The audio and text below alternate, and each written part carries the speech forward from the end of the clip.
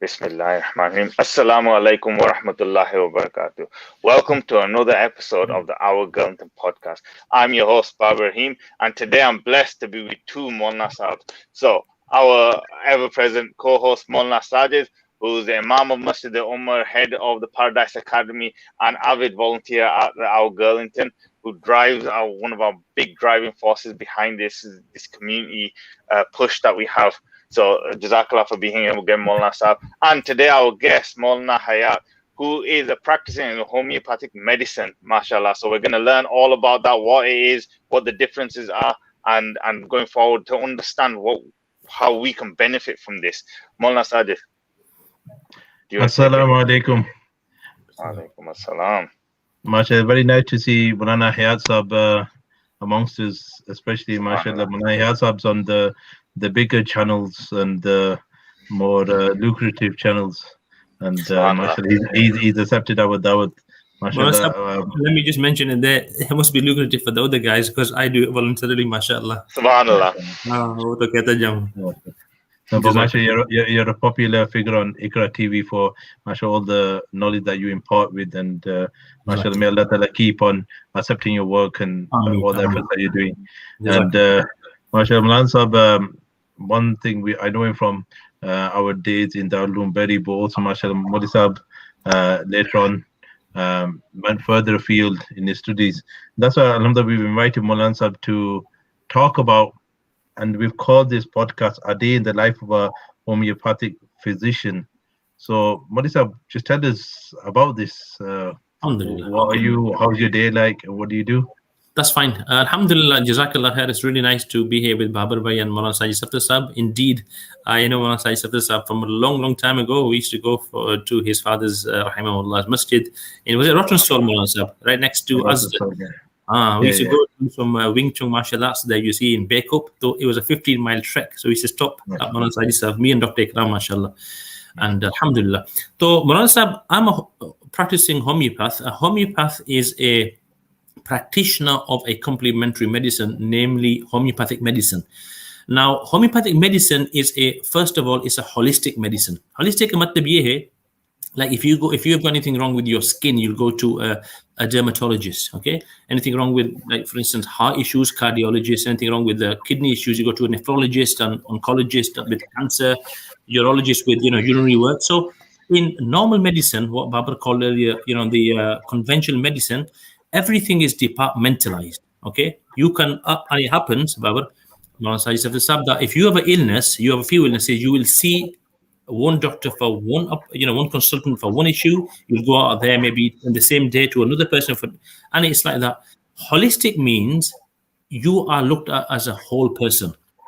So if somebody comes to me, let's say for instance yourself, you've got issues with the skin, vitiligo or psoriasis or eczema. Eczema is very, very big in this day and age. So when you come to see a homeopathic physician, they won't just ask you about your skin. They will, because if I start asking you about other things, you think this guy's crazy. We've come for skin and he's asking us about other things.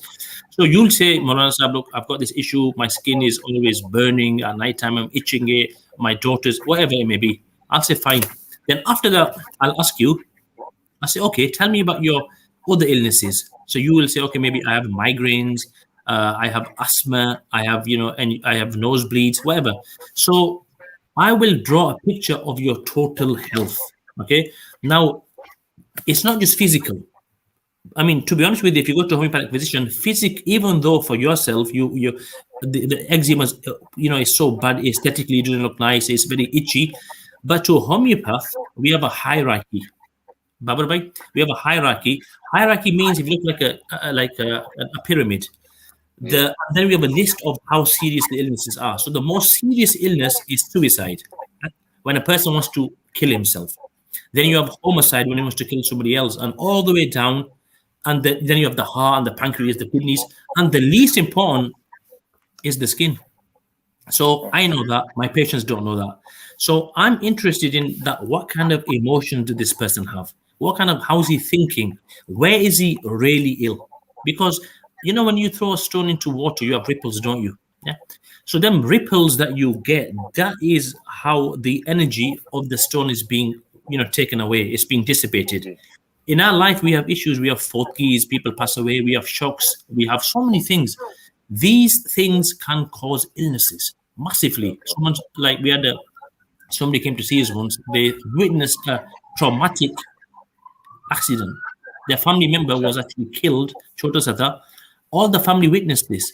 Now, what happened was they all began to exhibit symptoms. One person started having grand mal seizures. Other person had migraines. One guy got high blood pressure. This was all on the back of that the witness. So a holistic practitioner, like a homeopath, will be very interested in what shocks you've had, because more likely than not, that will have impacted your current state of health. So basically, Maulana Sahab, if a person, like you said, in that state, if he went to a normal doctor, they'll just try to figure out what's wrong with his leg or arm or whatever. Whereas yourself, you'll want to know what's happened in his life. Yeah, because and the effects that it's had on that person. Yeah, because you see, you're not just a physical person. You're three-dimensional. You have emotions. You have, mental issues that you have a lot of thoughts. So you are a totality. So we look at the holistic picture. We'll zoom out like a Zen, like a lens, and then look at everything, and then zoom back into that point. So the final prescription will be based on. So what we try to do, we build up a totality. So we will give you a medicine, for instance. Okay, this is a medicine called Arnica. Yeah. Now, I don't know about what the rules are on podcasts, but when you come on television, you have to be so careful of what you show because you get in trouble. No, there's no rules here. You know what? I think I'm going to have to start with podcasting, inshallah, because there's so many rules in these Iqra TVs. So what happened with this is that this is a medicine, Arnica, okay? Arnica is for physical trauma or even mental trauma. Let's say you've witnessed an accident, you're in shock. When you're in shock, your blood pressure falls. Okay, you tend to fall down. You can't comprehend. It's because your whole venous supply, the blood supply, is impacted. This is amazing plant. Allah Ta'ala has put asr in this of, a person's blood supply. Everything goes back to normal. It takes the shock away. So the reason why we focus on a person in all his aspects is that if I were to just give something to Maulana Hayaat for skin issues, for psoriasis, what would happen is that it'd be only based on the skin issues. So maybe for a week or two, he'd be okay. But 3, 4, 5 weeks later, it'll relapse. Why? Because I'm just focusing on one area. When I'm focusing on the totality of a person, then we're lifting his whole health. Like if you look at steps, one of the ladies used to work with this lady called Caroline. Very nice. She was my college, mashallah, supervisor at Northwest College of Homeopathic Medicine in Manchester, where I spent 4 years. So, her practice was called Edge on Health. So you have these, and the picture was like a step, 1 step, 2 step, 3 step, 4 step. And that was to build up your health. So we have people with asthma, eczema. Now with asthma, eczema, what we tend to do with these children is that we build up their health. So where they are now, they're susceptible to asthma, eczema. After homeopathic treatment, they're no longer at that state and their vibration level is down there. You see this, Maulana Sahab and Babar Bhai. Some children, especially Asian children, South Asian children, they have, and Bradford is phenomenal. Asthma and eczema is one of the things I do every day, or if not every day, every 2 days, somebody with asthma, eczema. Our kind of, Bradford community, and while you Luton, we get patients from Glasgow, these areas, Asians, it's like an epidemic. It's, worldwide, there's so much eczema. So we tend to focus on these symptoms. And the idea is to get their health levels up. So many kids, you'll see this. But when the kids, they'll have this asthma, eczema. When they grow older, they'll still have it. And these guys, it's a lifelong thing. And I'll be frank with you. With all respect to my, medical colleagues, Western medicine can't do much for this. In fact, I'll say something else. Western medicine, and this is probably one of your questions, Maulana, after that, what's the difference? Western medicine can only treat the symptoms, and even that is just a masking. So it'll continue like diabetes, hypertension. It'll continue, the malfunction will continue, and you won't get better until there's nothing left for you to do. Whereas homeopathic medicine, and indeed Chinese medicine, Ayurvedic medicine, these are thousands of year-old systems which have done amazing job for humanity. They will cure the whole person and raise his level of health from where he was to where he kind of should be. Are you following me? 100%. I know 100%. I understand where you're coming from there. So, Maulana, so like we understand from, because we live in this society, what you have to be to become a doctor. Everyone's parents is like wants to become a doctor. Do this, become a doctor, become a doctor. What do you have to be to practice homeopathic medicine? Homeopathic medicine is a 4 or 5 year course. You need basic pathology. You need to know, prognosis-wise skill. So whatever your Western medicine doctor will do, we'll do that same in the first 2 years. So you'll learn prognosis of disease. You'll learn anatomy and physiology, basic things. But where homeopathic differs is that, the philosophy of homeopathic medicine is completely different. And if you allow me, like the 19th century, where basic Western medicine is based on, there were two philosophers. One was, you might have heard of Louis Pasteur, who takes the credit for smallpox vaccinations, and so Louis Pasteur, and then there was somebody called Antoine Béchamp. Antoine Béchamp and Louis Pasteur were contemporaries, and these guys were kind of philosophers. They thought their job was to see where disease came from. So Louis Pasteur said, and his view was that, he had the creationist view that disease can suddenly be formed. A bacteria can just come and make you ill, pretty much like this, COVID-19. You can get a virus that can affect you and you can become ill. Irrespective of any other issue in your life, whether you're living in a damp house, whether your income is low, you can't afford good food, whether your job is bad, whether you got other stresses, you can get ill by a bacteria. Only thing that'll make you ill is bacteria or a virus. Antoine Béchamp was the other guy. He said, no, illness isn't caused by itself by a bacteria. There's much more factors in becoming ill. So his view, he had the soil theory. Okay, soil theory meaning that it's not just a bacteria that makes you ill. Let me give you an example. Let's say all three of us in one room together. There's some kind of a bacteria in that room, or a virus. Forget bacteria, virus. There's a virus. Now I've come to the majlis and I've had a very bad day. And on the way, I've had some patients, stressful patients, XYZ. I've not had sleep properly. Maybe the baby's crying. And on the way, my car has punctured. When I've got there, I've rang that somebody else is, disgruntled. So physically, I'm tired. Mentally, I'm fatigued. And all my systems are down. Whereas, mashallah, Maulana Hayaat Khan is in good health. He's been for his daily jog. He's had his, mashallah, green tea. He's had his vitamin C's. And Babar Bhai, same as well, mashallah. They're in good state. Who will get affected by that virus? More likely to not be myself. So that tells us that it's not only the virus bite. It's because you'll see, look at AIDS, look at HIV and other illnesses. If it was just the bacteria, humanity would be dead. It's how the people who's susceptible to it, you see. There's so many illnesses and so many bacteria we've got no defense for, but humanity is still progressing. So Antoine Béchamp said, he said, it's not just the bacteria, it's also the state of the host. So the, soil theory, aadmi ki tabeeyat theek hai, stresses are less, he's sleeping well, he's eating well. So that has continued to today. So homeopaths and Ayurvedic medical physicians, they are of the Antoine Béchamp camp, and normal physicians, Allah bless them, they are from the Louis Pasteur camp. They isolate the things. They don't look at the wider. This is probably why you'll understand that they only look at one thing at a time. Oh, mashallah. Maulana, we have a question. Well, it's not really a question. It's a pretty broad topic that's coming in the comments that I'm going to put up. But so I want to try turning it into a more specific question. So someone's asked, can you talk about autism and vaccine? And I think they're two absolutely huge topics that there's no way we're going to cover in a podcast of an hour, let alone a shorter one today. So can you briefly just touch on the topic? So is autism something that someone would come to a physician like yourself for?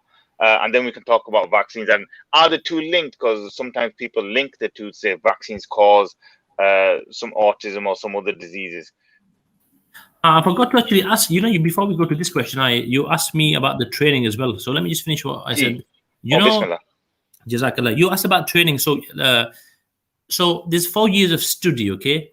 The first 2 years I was saying that you have anatomy, physiology. The second two, and then you have a practice year as well. So the second 2 years about philosophy, where you learn about how homeopathic medicine works and its philosophy. So the whole philosophy of homeopathic medicine is different.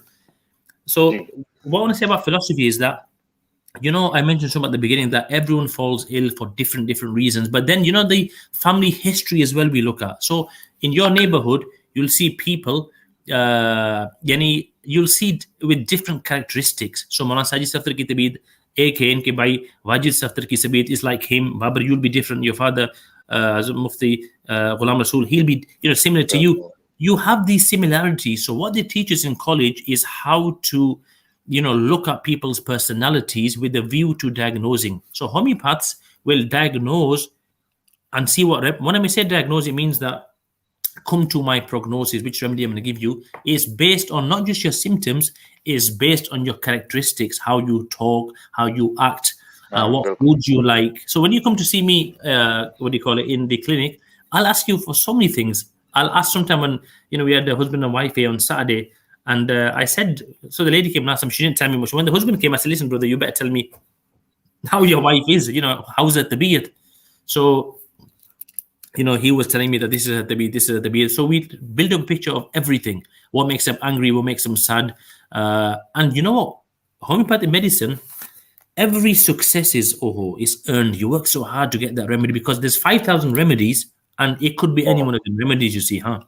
And what I want to say to you is that with homeopathic medicine, you have to go through all these things and they've got to trust you to tell you their inner fears. So who will trust a person in 1.5 hours, which is our average consultation time, to tell you that, Maulana Sahab, I have fear that somebody will die in my family, or I have fear that I will become poor, or I have this weird fear that some burglar will come inside the house and do this and that.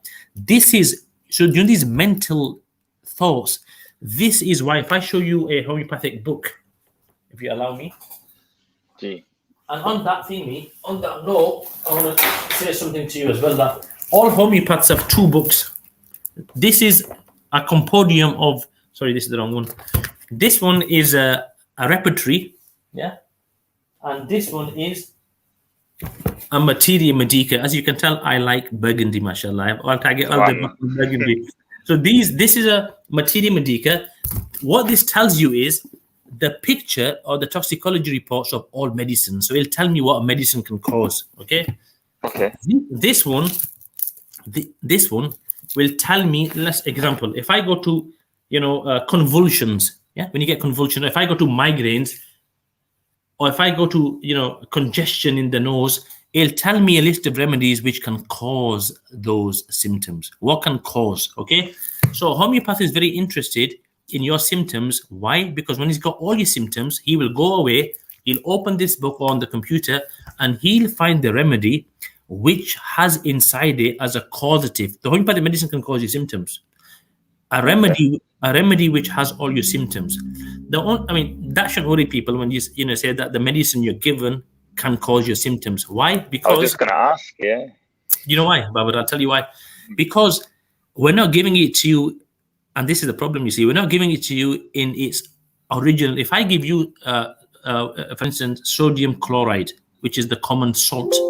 Gosh, my thing is going down. Excuse me. Let me just put this charger on before you lose me totally. 2 moments. No problem. Very interesting, Babar. It is Maulana Sahab, especially that Maulana Sahab just made that statement that the medicine can cause the actual, it can cause the symptoms. That's really interesting. Okay, now just bear with me on that point. So if I give you a remedy, let's look at onion, onion, Allium cepa in Latin. If I give you onion, in fact, if I don't give it to you, if I peel it near you, what happens? Your eyes start running, your nose starts running, okay? Now, every medicinal substance can cause effects on a person. It can cause physical effects, of course, but what people don't realize, it can cause like a psychedelic emotional symptoms. It can make things can make you hallucinate, have delusions. That's why the medicines, you see. So what the founder of homeopathic medicine did was this is how he found homeopathic medicine, and I'll come to exactly the point I'm making about that. We give you what can cause your symptoms. He was a genius. Hahnemann was a genius. Both Hushar admi tha. He did a lot of qurbanis as well. He had 7 children. He stopped medicine because he was killing people more than helping them. So he began translating a book. When he translated one book by William Cullen, a physicist from Scotland, in the 18th century, he came across something that startled him. That William Cullen had said that, something called cinchona, or cinchona can cure malaria. Malaria, when you have hot and cold fevers, and it can cause malaria. It can cure it because it's very astringent. Yeah, because of the astringency of cinchona bark, it can cure malaria. So Dr. Hahnemann, the homeopathy founder, said that's not the case, because there's many other medical substances which are more astringent than the cinchona bark, which don't do anything for malaria. So what did he do? He began to ingest and take some of the cinchona bark, and pretty much in like 10 minutes, he then began to exhibit symptoms of a person with malaria. Okay. So what that tells, and then when he stopped, they went away, and when he started, they came again. So he put two and two together. So he made his first principle of homeopathic medicine: what can cause a symptom can cure a symptom. Now, when they were giving these, so if we have this onion and we open the onion, our eyes start, running, nose starts running. So the allium cepa, or onion, is a big remedy for colds. It's also a big remedy for hay fever. Same thing with coffee. Coffee can cause, when you drink coffee to stay awake at night time, especially the real coffee. But do you know it's also a remedy for insomnia? It can cure what it can cause. It can keep you awake, but can also get rid of it. So what can cause can cure. And you'll see this in your day-to-day, there's many things with radiotherapy, chemotherapy. The things they use can actually cause cancer, but they can also take it away. Oh, wow. That's and so you're talking about diluting. So you talk about salt and you're talking about diluting it. So what he realized was that he was getting these effects of people exhibiting these symptoms. So then he began to dilute the remedy. So rather than giving that medicine like just in a how shall we say, when you have a plant and you kind of macerate it, you get the herb, you get the tincture concentrate. So what homeopathy do, and what these Helios and these pharmacies, is that they'll start with the concentrated product of the medicinal substance, but then they will begin to dilute it in a specific manner. Okay, and the manner is very simple. They do a decimal or centesimal, either 1 part of that medicinal substance in 9 parts of a dilutant, or either 1 part of that substance in 99 parts, and then they go through. So if this here is 30 C, so this has been diluted 30 times. So they do it. They take that drop out, put it into 99 parts of dilutant, and then shake it. That's 1 C. From that test tube, they get 1 drop and do into another one 99 times, and this has been done 30 times. So by doing this method, Babar, what's happened is that they get the same results, that the cure happens, but there's no effect where you're not physically experiencing the effect.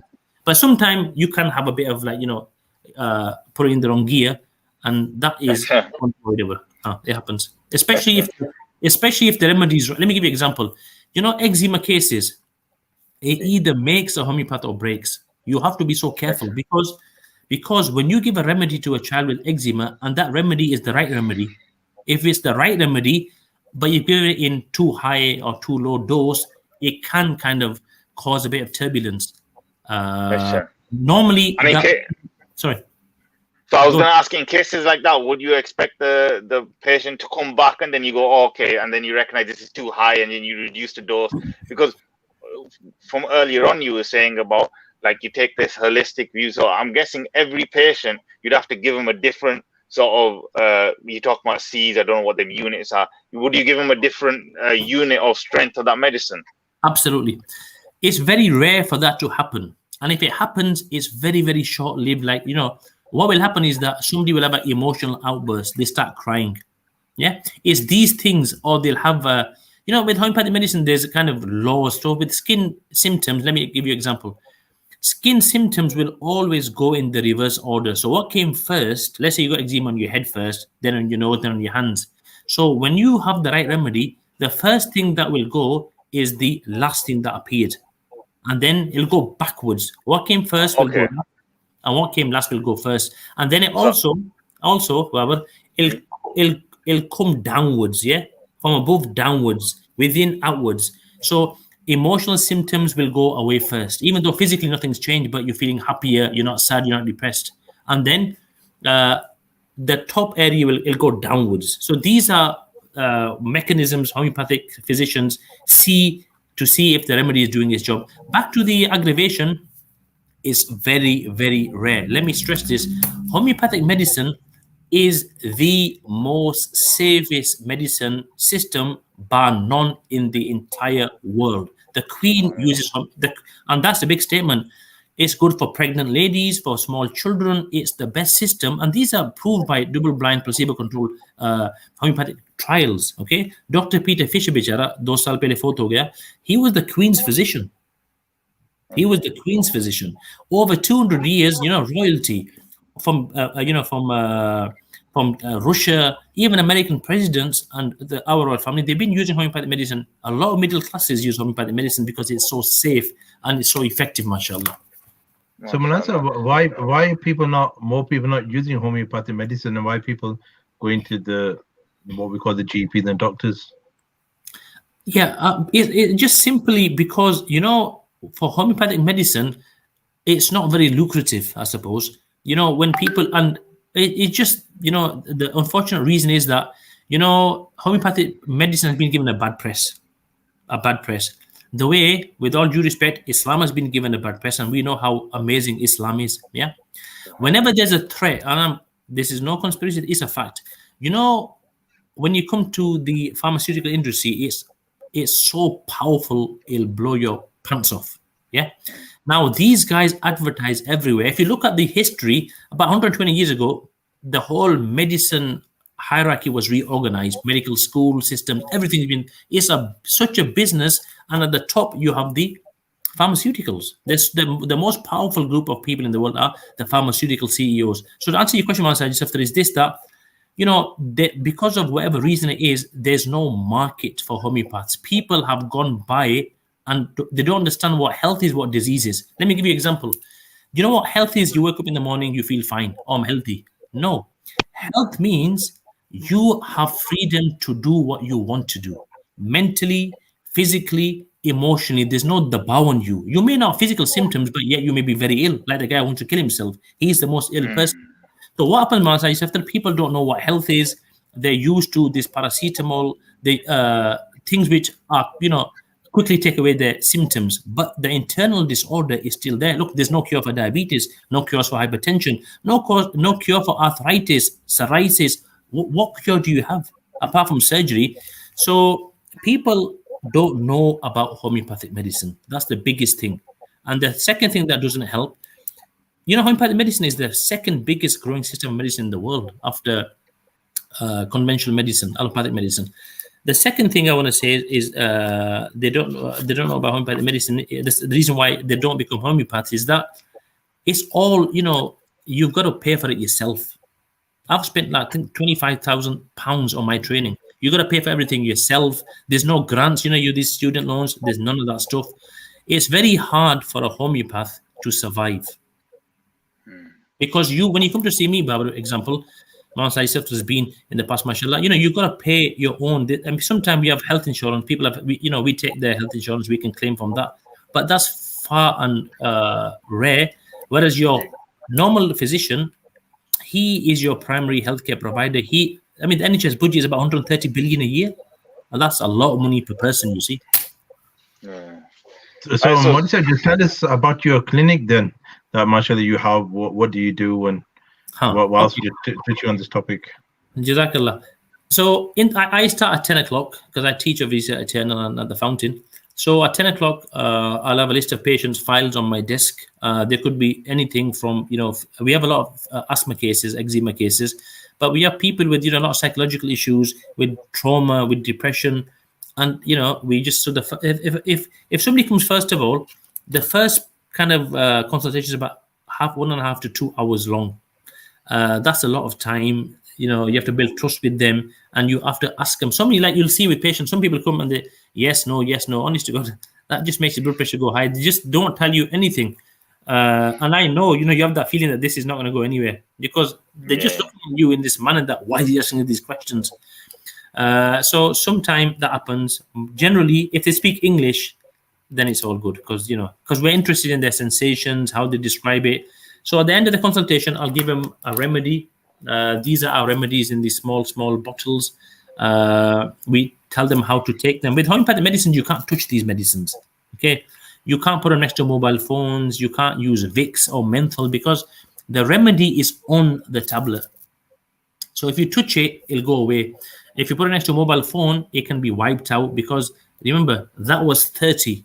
This is 1,000. So the more the mental symptom, the more higher we go because it has to reach in, you see. And the more physical it is, generally, the more low. So this wouldn't be 30. I'd give this in a 6 or a 12. So we'll have maybe, and like it's not in India, Pakistan, where the homeopath will see maybe 30 patients, 40 patients a day. I will see maybe 5, 6 a day, 7, 8 at a stretch maximum. Because some of follow-ups, they'll take 45 minutes, half an hour. And alhamdulillah, the most things we see are in Bradford is eczema and asthma. So many children have asthma and eczema, and it's just absolutely crazy. Maulana Sajid, there's something about hijama you asking. So quickly, Maulana, just before Maulana Sajid jumps in, I want to ask, so what's the name of your clinic, Maulana Sahib? My clinic is called the Zenith Clinic, and that's Maulana Ishad Saab's idea. Zenith Clinic, mashallah.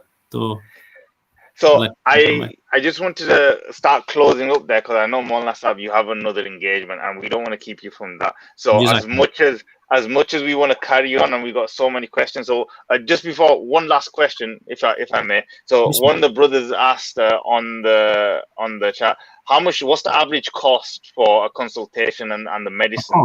Of course, an average. I mean, some people, I remember one person was. This guy was charging like $999. La ilaha illallah. This is one of our this guy, and people, he'd have all these Arabic princes paying $1,000 for his consultation, bichara. No, generally homeopathic can between 45 and 85 pounds is the first consultation. That's 2 hours. Follow-ups I charge 45 pounds for follow-ups. For the first consultation, I'll charge between 45 and 75, depending on who it is. If the salary will be different, if the working will be 85, but that's the max. MashaAllah. And some. G, say that again. Sorry, that includes all the medications as well. G. Oh, and that's the question I was going to ask afterwards about the medication. Maulana Saab, thank you so much for taking out your time and joining us. So, what I want to ask, if that's okay, is if you were going to leave our listeners with a parting message about the homeopathic medicine and that type of treatment, what would you say? What would you leave our listeners with? I'd say do your research on homeopathic medicine. It's the single most effective system medicine in the world, and you owe it to your children, bichare, Look into homeopathic medicine, Maulana Saab. One more thing, I'd say invest in your health. Invest in your health. You have to invest in your health. Schools don't teach you, how to look after your health, unfortunately. Invest, read your magazines, keep an open mind. Subhanallah.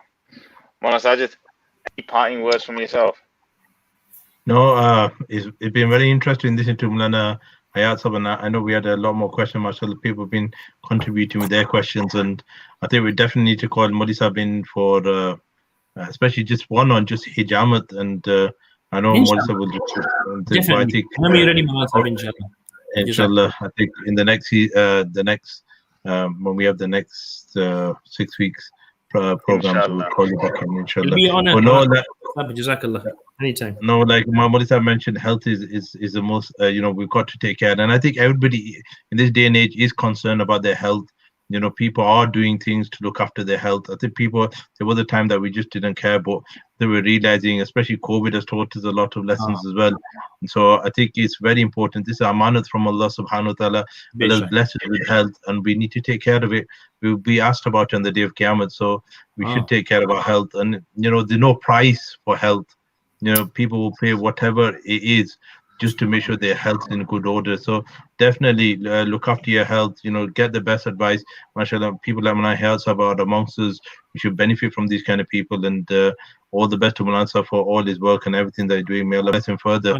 Jazakallah. Babar Bhai and Maulana Sayyid, it's been an honor being with you guys. MashaAllah, Allah Ta'ala take you from strength to strength. It's amazing. It's so good. I keep seeing your messages everywhere, MashaAllah. And Allah keep you safe from Nazar Bad. Allah Ta'ala keep you guys safe. Jazakallah. Ameen. Jazakallah. And the last closing statement from myself is to tell everyone about our podcast next week. So next week is a bit of a special podcast, and it's to do with so there's a cousin of ourselves called Sabiya Parvesh. She's going to be on, and she's going to talk about journalism. So mashallah, she's a very successful journalist. You see her on the news and on TVs, and she's going to talk about women in work and that empowerment. So, and she's a journalist, so you can ask her questions and stuff about that. So tune in next week at 7 o'clock, inshallah, and we'll have that podcast for you. Jazakumullah khair. Assalamu alaikum wa rahmatullah.